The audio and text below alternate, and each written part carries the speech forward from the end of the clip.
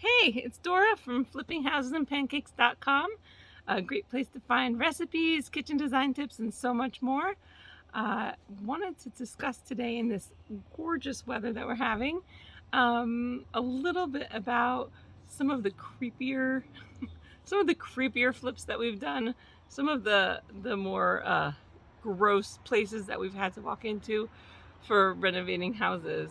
A lot of the houses that we've flipped have actually been perfectly fine. I know that's really boring. They're just outdated. They need new carpeting. They need new flooring.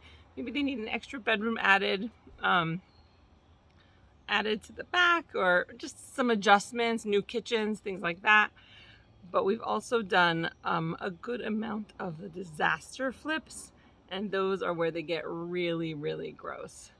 So, for example, just recently we started a flip, and I didn't even go in the first time. I waited until my crew cleaned it out because my husband said that it was so disgusting. It's like spiders had taken over the entire house, and it was just covered in cobwebs everywhere. Cobwebs and giant spiders. So the good news is I didn't show up for that one until they had cleaned it out, because I didn't want to deal with the spiders. We've had several fire flips where the house has been burnt down, and it's always kind of gross to walk around. It smells funny, it's dirty, or mold. There's mold on the wall and you have to wear a mask, and it's gross. And you can just see the mold streaking up, or the floors buckling. Probably our creepiest house flip that we've ever done is one of our fire flips. And I remember walking in and walked into the living room, and there's a bed. There's a bed in the living room, or I should say a burnt out shell of a bed. So there's like the metal frame was kind of contorted and messed up and totally burnt out. Looked really bad. And then I found out that there was an old lady who lived in that house who died in the fire. I did spend the entire flip saying, nope, the ambulance came, they took her to the hospital, and she died there, because I didn't like the idea of her having just died right there in the living room in a fire, just burned to death.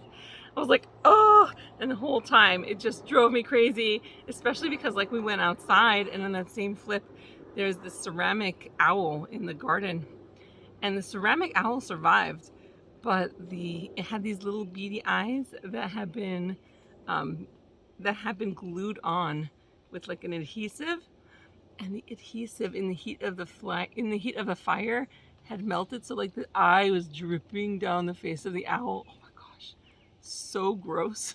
So gross. And all I could think of during that flip, when I was redesigning everything, until we had gotten it all cleaned out and until we had gotten everything kind of reframed so it felt new, all I could think about was the owl with the dripping eye and the old lady who probably died in the bed in the living room. That was probably one of our worst flips in terms of how gross and creepy it was to walk in. We also had another one that was not that long ago, and nobody had been in the house for like 10 years. It had not been used. And we went into the basement and we climbed. It felt like a hoarder house. There was so much stuff in the basement. We were climbing over, and the smell was getting worse and worse.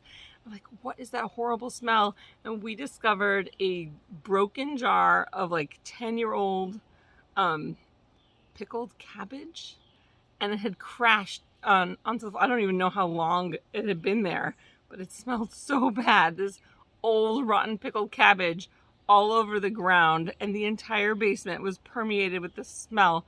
It was really intense. And in that same basement, we were climbing through, and I had taken my kids, and we were doing like let's hunt through and see if we find anything cool, because you never know when you'll find something really neat in a house. And I think we'll probably talk about that in a different video, but talk about some of the cool stuff that I found over the years in some of our flip houses. But in this house, we went in, and they're like, hey, there's a door behind there. And we go to pull open this weird wooden door, and my kids just started screaming because it was a bathroom, but it had been like tagged, like spray painted all over, but in like really not decorative spray paint, just like random red, a lot of red spray paint with some other colors mixed in. But there was so much red in the spray paint, and there was like this weird like gross, dirty toilet, and some very old plastic flowers.